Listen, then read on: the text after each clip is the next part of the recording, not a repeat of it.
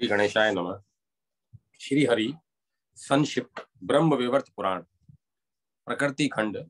सावित्री धर्मराज के प्रश्नोत्तर। सावित्री को वरदान।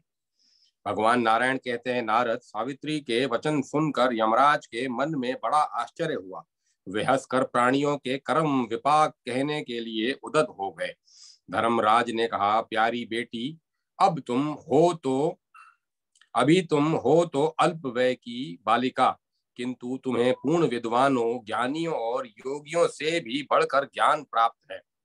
पुत्री भगवती सावित्री के वरदान से तुम्हारा जन्म हुआ है। तुम इन देवी की कला हो। राजा ने तपस्या के प्रभाव से सावित्री जैसी कन्या रत्न को प्राप्त किया है। जिस प्रकार लक्ष्मी भगवान विष्णु के, भवानी शंकर के, राधा श्री कृष्ण के, सावित्री ब्रह्मा के, मूर्ति धर्म के, सशतरूपा मनु के, देवहूति करदम के, अरुंधति वशिष्ठ के, अदिति कश्यप के, अहिल्या गौतम के, शची इंद्र के, रोहिणी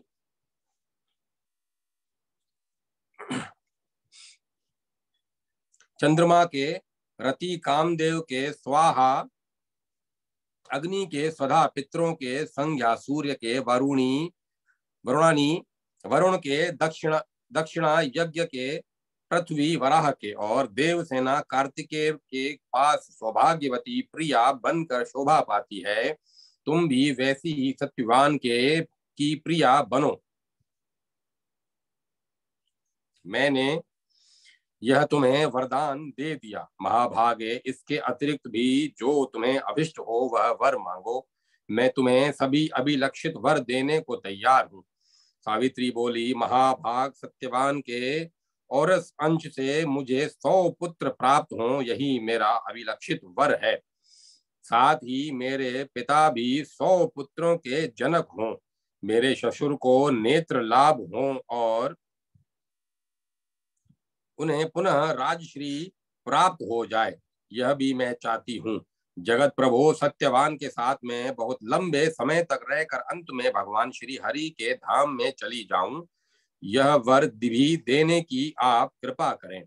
प्रभु, मुझे जीव के कर्म का विपाक तथा विश्व से तर जाने का उपाय भी सुनने के लिए मन में महान कौतूहल हो रहा है, अतः आप यह भी बताएं।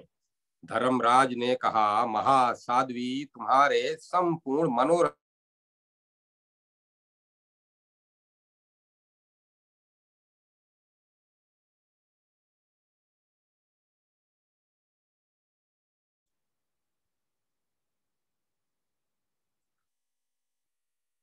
सुनो। भारतवर्ष में ही शुभ अशुभ कर्मों का जन्म होता है। यहीं के कर्मों को शुभ या अशुभ की संज्ञा दी गई है। यहाँ सर्वत्र पुण्य क्षेत्र है, अन्यत्र नहीं। अन्यत्र प्राणी केवल कर्मों का फल भोगते हैं। पतिव्रते, देवता, दैत्य, दानव, गंधर्व, यक्ष, राक्षस तथा मनुष्य, ये सभी कर्म के फल भोगते हैं, परंतु सबका जीवन समान नहीं है।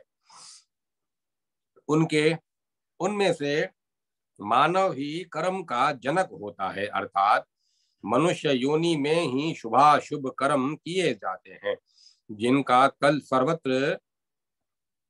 फल सर्वत्र सभी योनियों में भोगना पड़ता है।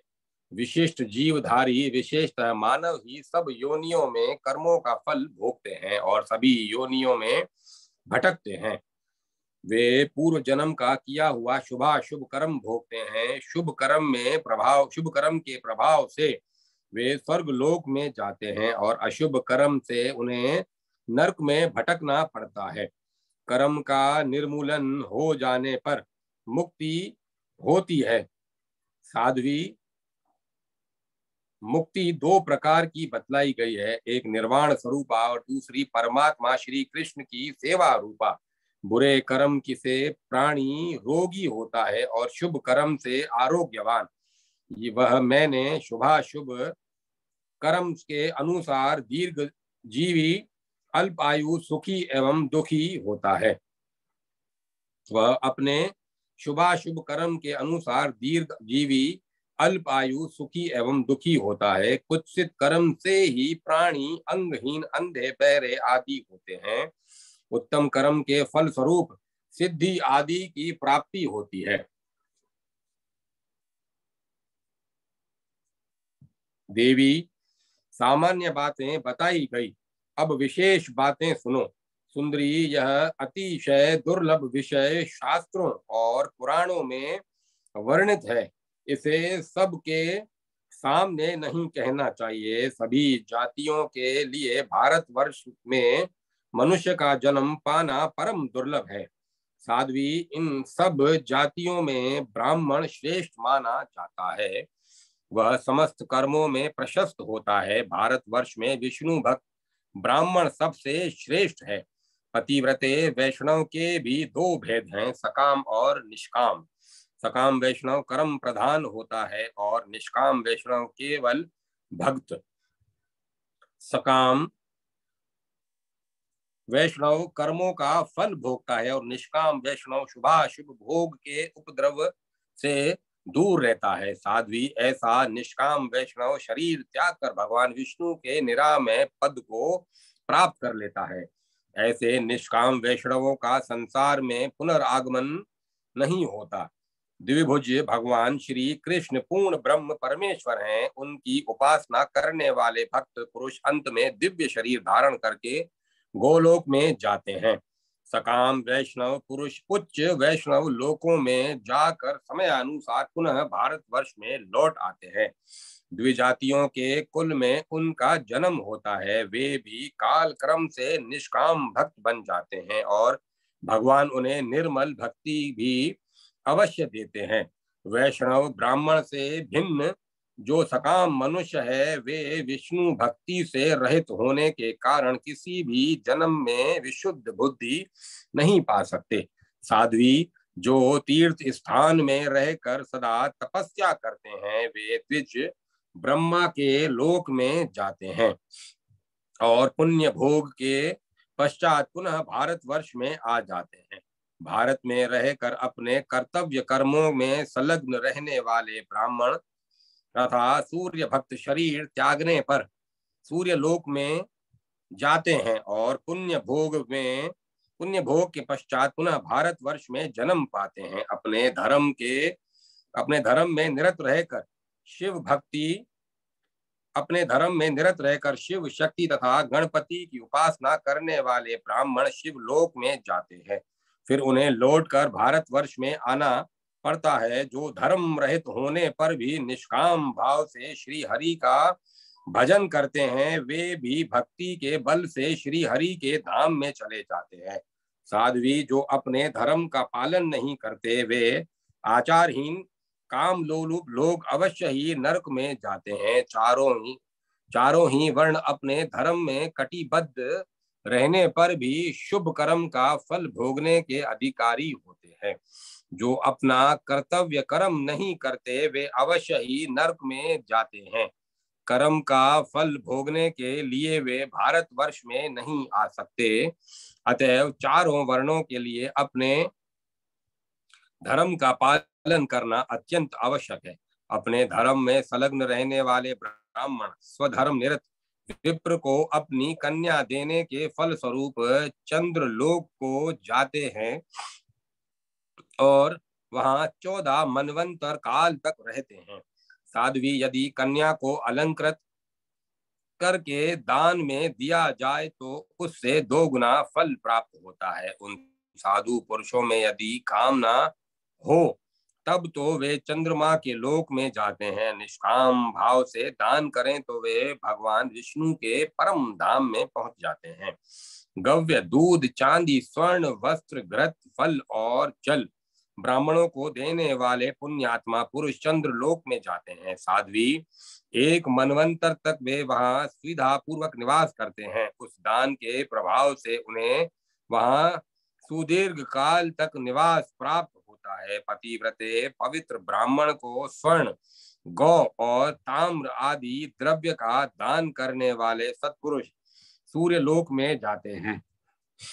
वे भय बाधा से शून्य हो उस विस्तृत लोक में सुदीर्घ काल तक वास करते हैं। जो ब्राह्मणों को पृथ्वी अथवा प्रचुर धान्य दान करता है वह भगवान विष्णु के परम सुंदर श्वेत द्वीप में जाता है और दीर्घ काल तक वहां वास करता है। भक्ति पूर्वक ब्राह्मण को गृह दान करने वाले पुरुष स्वर्ग लोक में जाते हैं और वहां दीर्घ काल तक निवास करते हैं। वे उस लोक में उतने वर्षों तक रहते हैं जितनी संख्या में उस दान ग्रह के रजकण हैं। मनुष्य जिस जिस देवता के उद्देश्य से ग्रह दान करता है अंत में उसी देवता के लोक में जाता है और घर में जितने धूली कण हैं उतने वर्षों तक वहां रहता है। अपने घर पर दान करने की अपेक्षा देव मंदिर में दान करने से 4 गुना पूर्त कर्म वापी कूप तड़ाग आदि के निर्माण के अवसर पर करने से 100 गुना तथा किसी श्रेष्ठ तीर्थ स्थान में करने से 8 गुना फल होता है। यह ब्रह्मा जी का वचन है। समस्त प्राणियों के उपकार के लिए तड़ाग का दान करने वाला 10,000 वर्षों की अवधि लेकर जनलोक में जाता है। बावली का दान करने से मनुष्य को सदा 100 गुना फल मिलता है। वह सेतु पुल का दान करने पर तड़ाक के दान का भी पुण्य फल प्राप्त कर लेता है। तड़ाक का प्रमाण 4,000 धनुष 4 हाथ की लंबाई को धनुष का प्रमाण कहते हैं। 4,000 धनुष चौड़ा और उतना ही लंबा निश्चित किया गया है। इससे जो लघु प्रमाण है वह वापी कही जाती है। सतपात्र को दी हुई कन्या 10 वापी के समान पुण्य प्रदा होती है। यदि उस कन्या को अलंकृत करके दान किया जाए तो 2 गुना फल मिलता है। तड़ग के दान से जो पुण्य फल प्राप्त होता है वही उसके भीतर से कीचड़ और मिट्टी निकालने से सुलभ हो जाता है। वापी के कीचड़ को दूर कराने के से उसके निर्माण कराने जितना फल होता है। पतिव्रते जो पुरुष पीपल का वृक्ष लगाकर उसकी प्रतिष्ठा करता है वह हजारों वर्षों के लिए भगवान विष्णु के तपोलोक में जाता है। सावित्री जो सबकी भलाई के लिए पुष्पोदान लगाता है वह 10,000 वर्षों तक धूर धुवर लोक में ध्रुव लोक में स्थान पाता है। पतिव्रते विष्णु के उद्देश्य से विमान का दान करने वाला मनुष्य 1 मनवंतर तक विष्णु लोक में वास करता है। यदि वह विमान विशाल और चित्रों से सुसज्जित किया गया हो तो उसके दान से 4 गुना फल प्राप्त होता है। शिवी का दान में उससे आधा फल होना निश्चित है। जो पुरुष भक्ति पूर्वक भगवान श्री हरि के उद्देश्य से मंदिर आकार झूला दान करता है वह अति दीर्घ काल तक भगवान विष्णु के लोक में वास करता है। पतिव्रते जो सड़क बनवाता और उसके किनारे लोगों के ठहरने के लिए महल धर्मशाला बनवा देता है वह सत्पुरुष हजारों वर्षों तक इंद्र के लोक में प्रतिष्ठित होता है। ब्राह्मणों अथवा देवताओं को दिया हुआ दान समान फल प्रदान करता है। जो पूर्व जन्म में दिया गया है वही जन्मांतर में प्राप्त होता है। जो नहीं दिया गया है वह कैसे प्राप्त हो सकता है। पुण्यवान पुरुष स्वर्गीय सुख भोग कर भारतवर्ष में जन्म पाता है। उसे क्रमशः उत्तम से उत्तम ब्राह्मण कुल में जन्म लेने का सौभाग्य प्राप्त होता है। पुण्यवान ब्राह्मण स्वर्ग सुख भोगने के अनंतर पुनः ब्राह्मण ही होता है।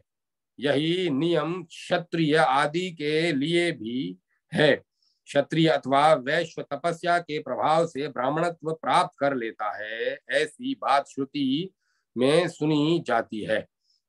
धर्म रहित ब्राह्मण नाना योनियों में भटकते हैं और कर्म भोग के पश्चात फिर ब्राह्मण कुल में ही जन्म पाते हैं। कितना ही काल क्यों न बीत जाए बिना भोग किए कर्म क्षीण नहीं हो सकते। अपने किए हुए शुभ और अशुभ कर्मों का फल प्राणियों को अवश्य भोगना पड़ता है। देवता और तीर्थ की सहायता तथा काय काय व्यूह से प्राणी शुद्ध हो जाता है। साध्वी, ये कुछ बातें हैं ये कुछ बातें तो तुम्हें बतला दी। अब आगे और क्या सुनना चाहती हो? अध्याय 26 समाप्त।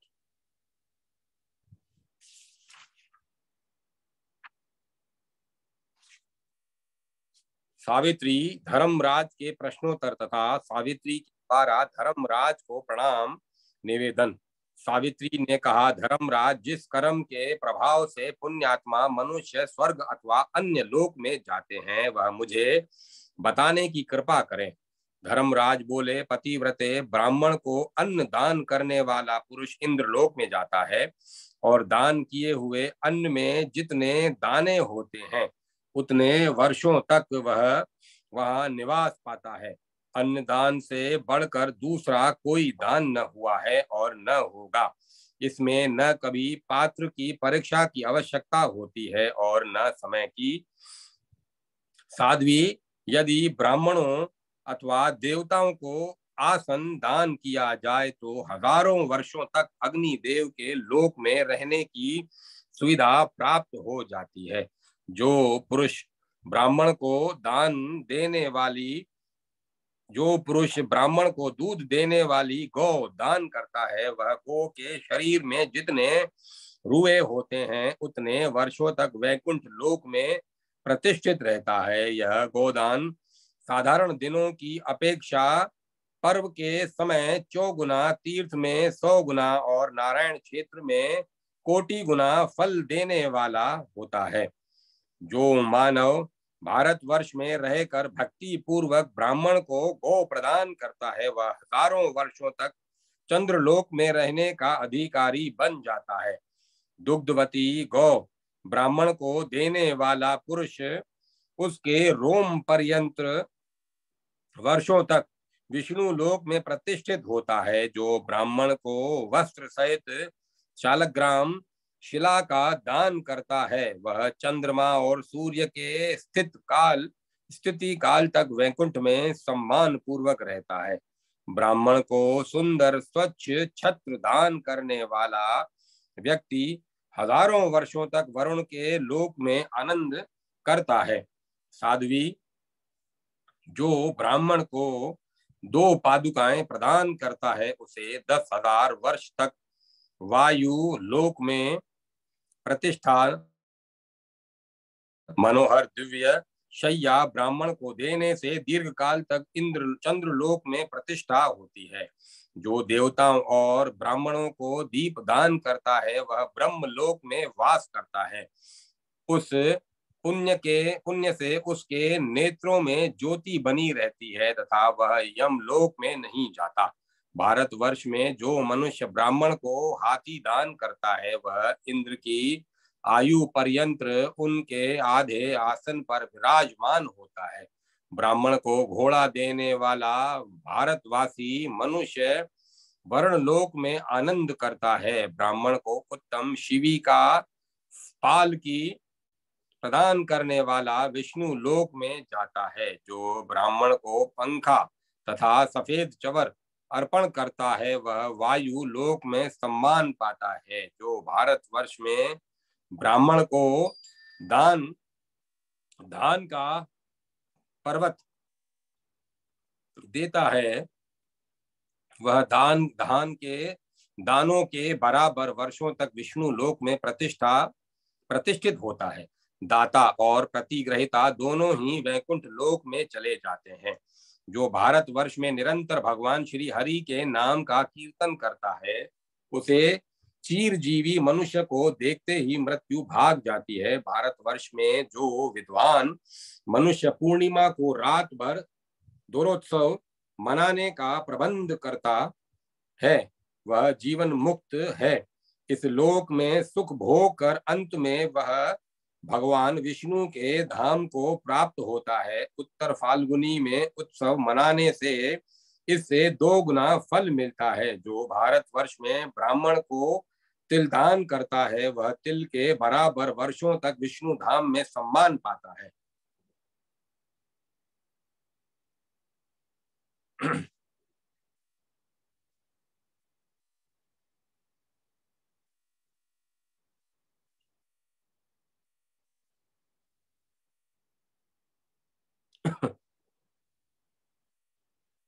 उसके बाद उत्तम योनि में जन्म पाकर चिरजीवी हो सुख भोगता है। तांबे के पात्र में तिल रखकर दान करने से दूना फल मिलता है। जो मनुष्य ब्राह्मण को फल युक्त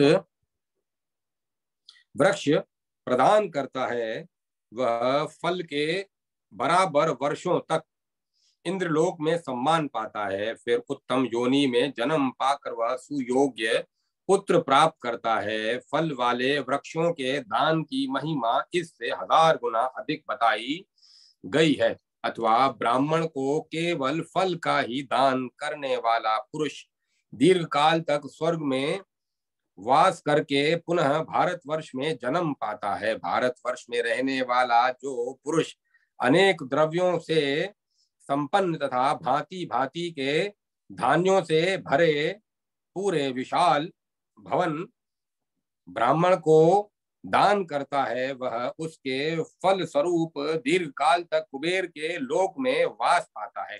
तत्पश्चात उत्तम योनि में जन्म पाकर वह महान धनवान होता है। साध्वी हरी भरी खेती से युक्त सुंदर भूमि भक्ति पूर्वक ब्राह्मण को अर्पण करने वाला पुरुष निश्चय पूर्वक वैकुंठ धाम में प्रतिष्ठित होता है। जो मानव उत्तम गौशाला तथा गांव ब्राह्मण को दान देता है उसकी वैकुंठ लोक में प्रतिष्ठा होती है। फिर जहाँ की उत्तम प्रजाएं हों वह जहाँ की भूमि पकी हुई खेतियों में से लहलहा रही हो अनेक प्रकार की पुष्करणियों से संयुक्त हो तथा फल वाले वृक्ष तथा और लताएं जिसकी शोभा बढ़ा रही हो ऐसा श्रेष्ठ नगर जो पुरुष भारतवर्ष में ब्राह्मण को दान करता है वह बहुत लंबे समय पर्यंत वैकुंठ धाम में सुप्रतिष्ठित होता है।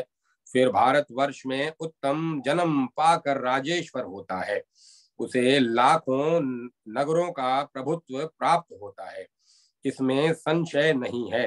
निश्चित रूप से संपूर्ण ऐश्वर्य भूमंडल पर उसके पास विराजमान रहते हैं। अत्यंत उत्तम अथवा मध्यम श्रेणी का भी नगर प्रजाओं से संपन्न हो वापी तड़ाक तथा भांति भांति के वृक्ष जिसकी शोभा बढ़ाते हो ऐसे 100 नगर ब्राह्मण को दान करने वाला पुण्यात्मा वैकुंठ लोक में सुप्रतिष्ठित होता है। जैसे इंद्र संपूर्ण ऐश्वर्यों से संपन्न होकर स्वर्ग लोक में शोभा पाते हैं वैसे ही भूमंडल पर उस पुरुष की शोभा होती है। दीर्घ काल तक पृथ्वी उसका साथ नहीं छोड़ती। वह महान सम्राट होता है। अपना संपूर्ण अधिकार ब्राह्मण को देने वाला पुरुष चौगुने फल का भागी होता है इसमें संशय नहीं है। पतिव्रते जो पुरुष ब्राह्मण को जम्बू द्वीप का दान करता है उसे निश्चित रूप से 100 गुने फल प्राप्त होते हैं।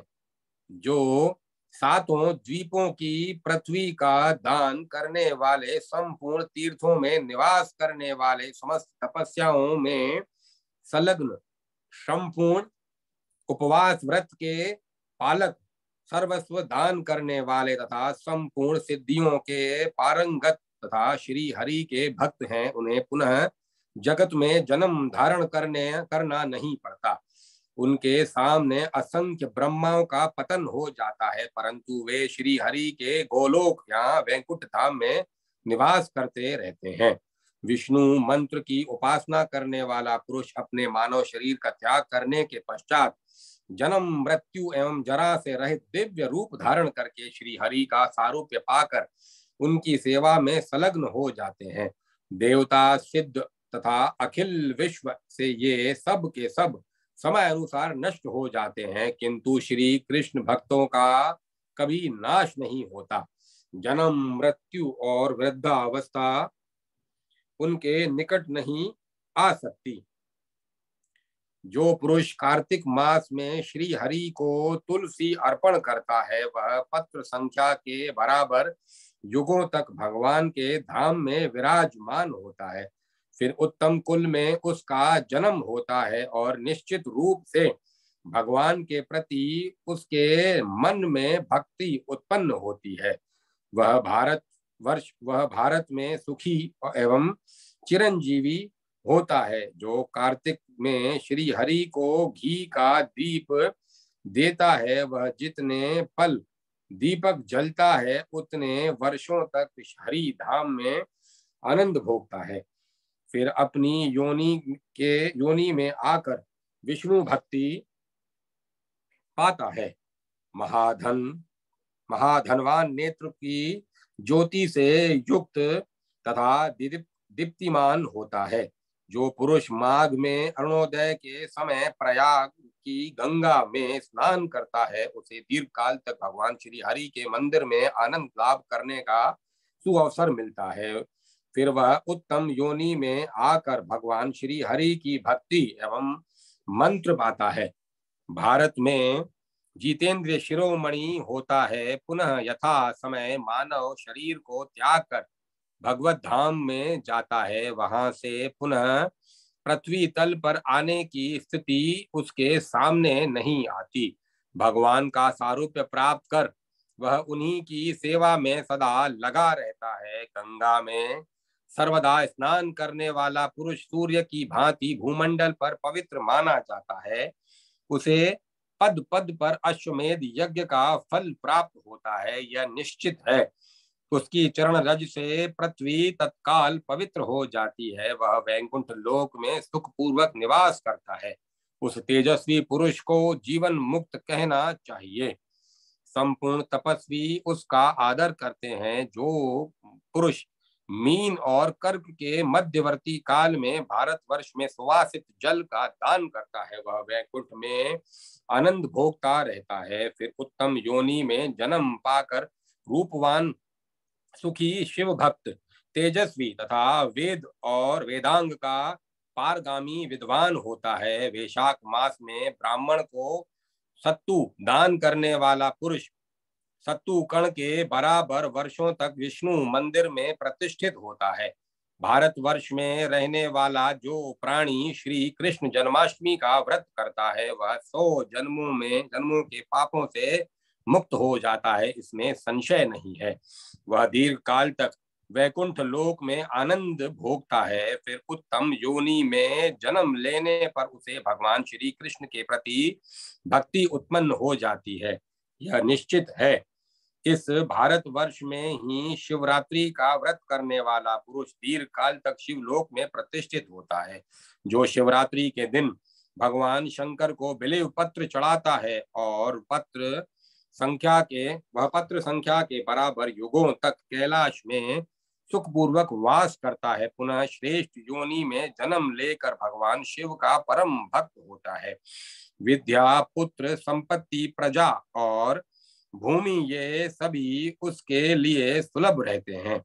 जो व्रती पुरुष चैत्र अथवा माघ मास में शंकर की पूजा करता है वह बेंत लेकर उनके सम्मुख रात दिन भक्ति पूर्वक नृत्य करने में तत्पर रहता है। वह चाहे 1 मास, आधा मास, 10 दिन, 7 दिन अथवा 2 ही दिन या 1 ही दिन ऐसा क्यों न करे, उसे दिन की संख्या के बराबर युगों तक भगवान शिव के लोक में प्रतिष्ठा प्राप्त हो जाती है। साध्वी, जो मनुष्य भारतवर्ष में रामनवमी का व्रत करता है वह 7 मनवंतरों तक विष्णु धाम में आनंद का अनुभव करता है।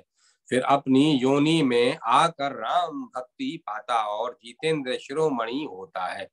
जो पुरुष भगवती की शरतकालीन महापूजा करता है, साथ ही नृत्य, गीत तथा वाद आदि के द्वारा नाना प्रकार के उत्सव मनाता है, वह पुरुष भगवान शिव के लोक में प्रतिष्ठित होता है।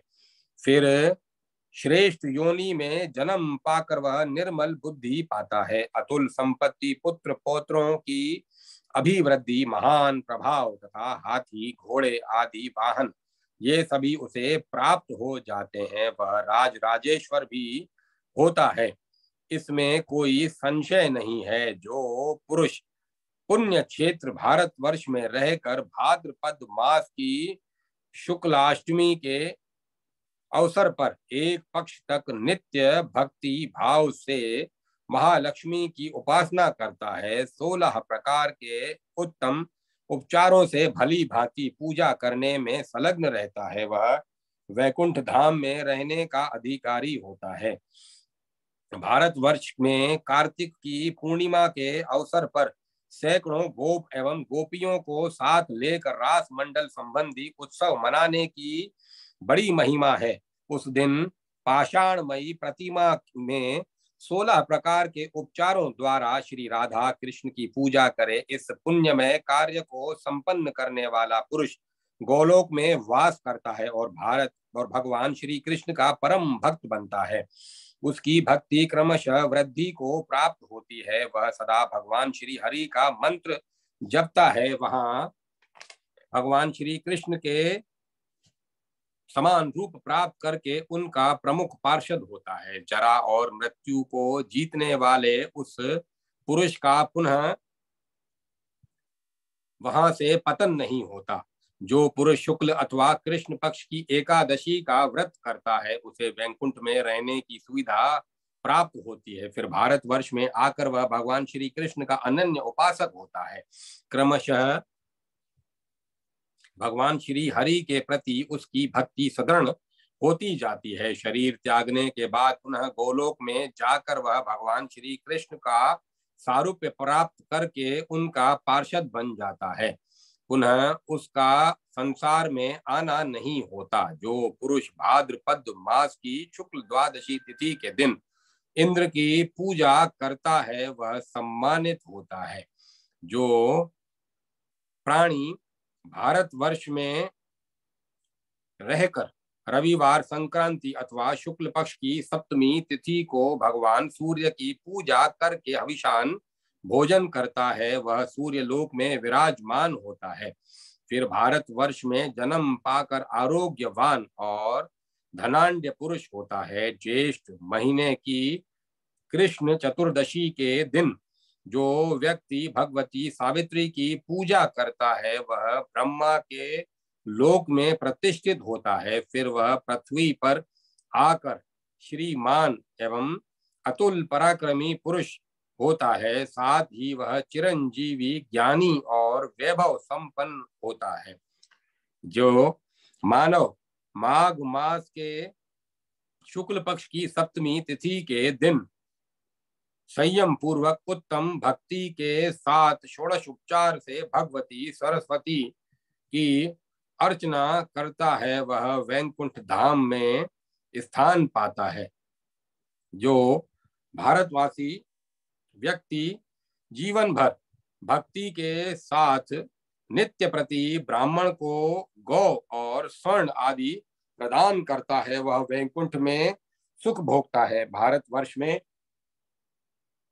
जो प्राणी ब्राह्मणों को मिष्ठान भोजन कराता है, वह ब्राह्मण की रोम संख्या के बराबर वर्षों तक विष्णु लोक में प्रतिष्ठा प्राप्त करता है।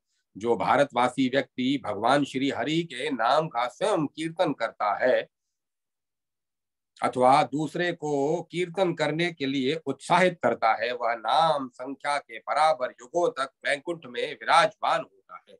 यदि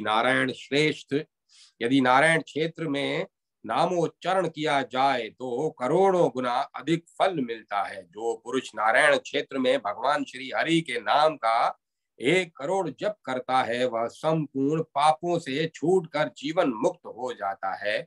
वह ध्रुव सत्य है। यह ध्रुव सत्य है। वह पुनः जन्म न पाकर विष्णु लोक में विराजमान होता है। वहां उसे भगवान का सारूप्य प्राप्त हो जाता है, वहां से वह फिर गिर नहीं सकता। जो पुरुष प्रतिदिन पार्थिव मूर्ति बनाकर शिवलिंग की अर्चा करता है और जीवन भर उस नियम का पालन करता रहता है, वह भगवान शिव के धाम में जाता है और लंबे समय तक शिवलोक में प्रतिष्ठित रहता है। तत्पश्चात भारतवर्ष में आकर राजेंद्र पद को सुशोभित करता है। निरंतर शालग्राम की पूजा करके उनका चरणोदक पान करने वाला पुण्यात्मा पुरुष अति दीर्घ काल पर्यंत वैकुंठ में विराजमान होता है। उसे दुर्लभ भक्ति सुलभ हो जाती है। संसार में उसका पुनः आना नहीं होता। जिसके द्वारा संपूर्ण तप और व्रत का पालन होता है, वह पुरुष इन सत्कर्मों के फल स्वरूप वैकुंठ में रहने का अधिकारी होता है। पुनः उसे जन्म नहीं लेना पड़ता। जो संपूर्ण तीर्थों में स्नान करके पृथ्वी की प्रदक्षिणा करता है, उसे निर्वाण पद मिल जाता है। पुनः संसार में उसकी उत्पत्ति नहीं होती। भारत जैसे पुण्य क्षेत्र में जो अश्वमेध यज्ञ करता है, वह दीर्घ काल तक इंद्र के आधे आसन पर विराजमान रहता है। राजस्यु यज्ञ करने से मनुष्य को इससे चौगुना फल मिलता है। सुंदरी, संपूर्ण यज्ञों में से भगवान विष्णु का यज्ञ श्रेष्ठ कहा गया है। ब्रह्मा ने पूर्व काल में बड़े समारोह के साथ इस यज्ञ का अनुष्ठान किया था। पतिव्रते उसी यज्ञ में दक्ष प्रजापति और शंकर में कलह मचा था। ब्राह्मणों ने क्रोध में आकर नंदी को शाप दिया था और नंदी ने ब्राह्मणों को। यही कारण है कि भगवान शंकर ने दक्ष के यज्ञ को नष्ट कर डाला। पूर्व काल में दक्ष, धर्म, कश्यप, शेषनाग, कर्दम मुनि, स्वयंभू, मनु, उनके पुत्र प्रियव्रत, शिव, सनत कुमार, कपिल तथा ध्रुव ने विष्णु यज्ञ किया था। उसके अनुष्ठान से हजारों राजस्यु यज्ञों का फल निश्चित रूप से मिल जाता है। वह पुरुष अवश्य ही अनेक कल्पों तक जीवन धारण करने वाला तथा जीवन मुक्त होता है। भामिनी, जिस प्रकार देवताओं में विष्णु, वैष्णव पुरुषों में शिव, शास्त्रों में वेद, वर्णों में ब्राह्मण, तीर्थों में गंगा, पुण्यात्मा पुरुषों में वैष्णव, व्रतों में एकादशी, पुष्पों में तुलसी, नक्षत्रों में चंद्रमा, पक्षियों में गरुड़, स्त्रियों में भगवती, मूल प्रकृति राधा, आधारों में वसुंधरा, चंचल स्वभाव वाली इंद्रियों में मन, प्रजापतियों में ब्रह्मा, प्रजेश्वरों में प्रजापति, वनों में वृंदावन, वर्षों में भारतवर्ष, श्रीमानों में लक्ष्मी, विद्वानों में सरस्वती, पतिव्रताओं में भगवती दुर्गा और सौभाग्यवती श्री कृष्ण पत्नियों में श्री राधा सर्वोपरि मानी जाती है। उसी प्रकार संपूर्ण यज्ञों में विष्णु यज्ञ श्रेष्ठ माना जाता है। संपूर्ण तीर्थों का स्नान, अखिल यज्ञों की दीक्षा तथा व्रतों एवं तपस्याओं और चारों वेदों के पाठ का तथा पृथ्वी की प्रदक्षिणा का फल अंत में यही है कि भगवान श्री कृष्ण की मुक्ति दायिनी सेवा सुलभ हो। पुराणों, वेदों और इतिहास में सर्वत्र श्री कृष्ण के चरण कमलों की अर्चना को ही सारभूत माना गया है। भगवान के स्वरूप का वर्णन, उनका ध्यान, उनके नाम और गुणों का कीर्तन, स्तोत्रों का पाठ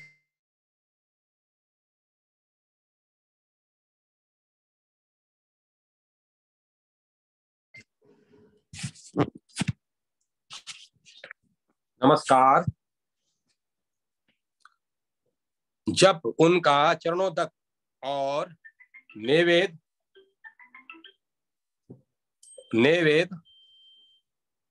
ग्रहण करना है, यह नित्य का परम कर्तव्य है। साध्वी इसे सभी चाहते हैं और सर्वसम्मति से यही सिद्ध भी है। वत्से, अब तुम प्रकृति से पर तथा प्राकृत गुणों से परहित रहित पर ब्रह्म श्री कृष्ण की निरंतर उपासना करो। मैं तुम्हारे पति देव को लौटा देता हूँ। इन्हें लो और सुख पूर्वक अपने घर को जाओ। मनुष्यों का यह मंगलमय कर्म विपाक मैंने तुमको सुना दिया। यह प्रसंग सर्वोपस्थित, सर्वसम्मत तथा तत्व ज्ञान प्रदान करने वाला है।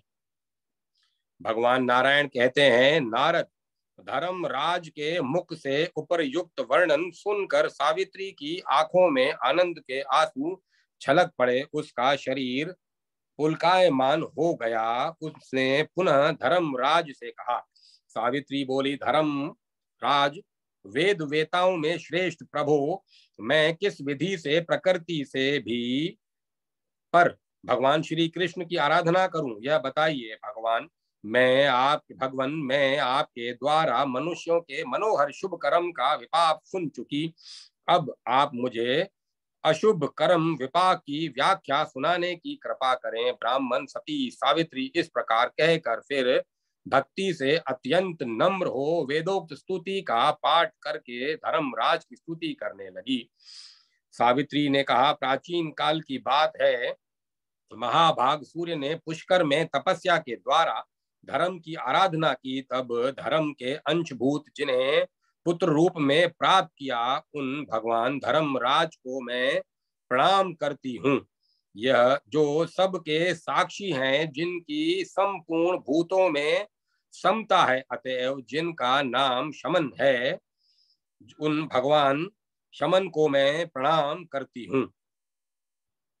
जो कर्मानुसार काल के सहयोग से विश्व के संपूर्ण प्राणियों का अंत करते हैं, उन भगवान कृतांत को मैं प्रणाम करती हूँ। जो पापी जनों को शुद्ध करने के निमित्त दंडनीय के लिए ही हाथ में दंड धारण करते हैं तथा जो समस्त कर्मों के उपदेशक हैं, उन भगवान दंडधर को मेरा प्रणाम है।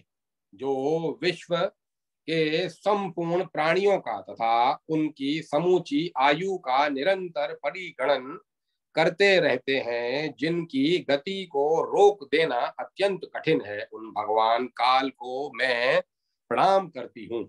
जो तपस्वी वैष्णव, धर्मात्मा, संयमी, जितेंद्रिय और जीवों के लिए कर्म फल देने को उदत हैं, उन भगवान यम को मैं प्रणाम करती हूँ। जो अपनी आत्मा के में रमण करने वाले सर्वज्ञ पुण्यात्मा पुरुषों के मित्र तथा पापियों के लिए कष्टप्रद है, उन पुण्य मित्र नाम से प्रसिद्ध भगवान धर्मराज को मैं प्रणाम करती हूँ।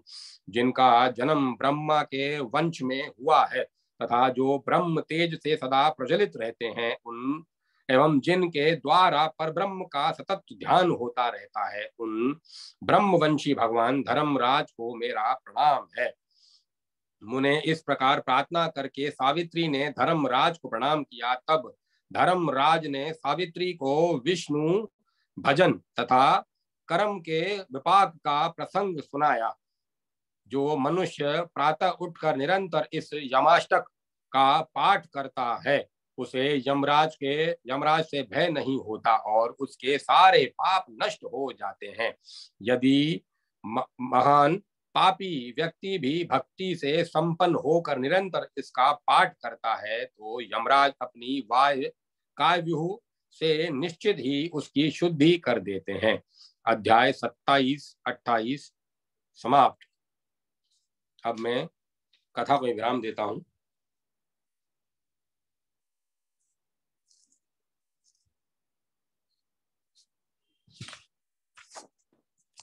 आनंदमयी चैतन्य